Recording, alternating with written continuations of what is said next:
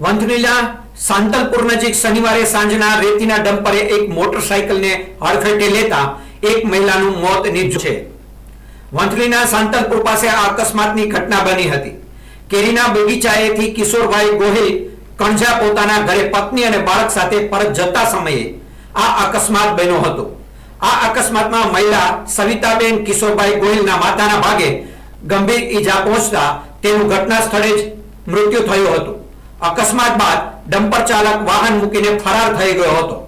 ત્રાહિત લોકોએ આક્રોશમાં આવી વાહનને આગ ચાપી દીધી હતી।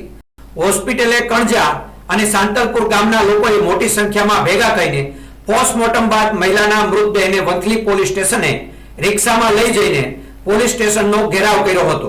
આજે અમે સમસ્ત ગામ વંથલી પોલીસ સ્ટેશન ખાતે એકઠા થયા છીએ અને અમારી માંગણી છે કે જે ટ્રક ડ્રાઈવર છે એને બેદરકારીથી માનવ મૃત્યુનો ગુનો દાખલ કરવામાં આવે અને વાહન સાંતલપુર ગામમાંથી જેટલા ચાલે છે એટલા તમામ બંધ કરવામાં આવે અને ગેરકાયદેસર લીધો તમામ બંધ કરવામાં આવે આવી અમે માંગણી કરીએ છીએ।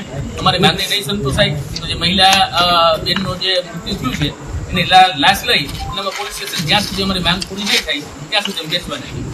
લોકોએ ડ્રાઈવર પર માનવ વધ સહિતનો ગુનો નોંધવા અને અનધિકૃત રીતે લીઝ વગરના ચાલતા રેતીના વાહનો પણ બંધ કરવા માંગ કરી હતી। આ મામલે જાણ થતા ડીવાયએસપી હિતેશ ધાંધલિયા અને પીઆઈ વાયબી રાણા સહિતના પોલીસ અધિકારી વંથલી પોલીસ સ્ટેશને પહોંચ્યા હતા। આ અંગે પોલીસે વધુ તપાસ હાથ ધરી હતી। આજે જે ઘટના ઘટેલી છે તે ખરેખર હૃદય હલબલાવી દે એવી છે। અનેક સમયથી આ રીતે તંત્રની મિલીભગત હોય કે કોઈ પણ હોય પણ આપણા ગામનું જે બેન કે ભાઈ કે દીકરો મૃત્યુ પામે તો આજે ગામ આખાને એમ જ છે કે અમારી બેન કે માતાનું મૃત્યુ થયું। તો આવા સમયે ગામ આખું તમે જુઓ છો બધા કે તે અત્યારે પોતાનો કિંમતી સમય રાતનો સમય છે તો પણ બેનો બેસી ગયા।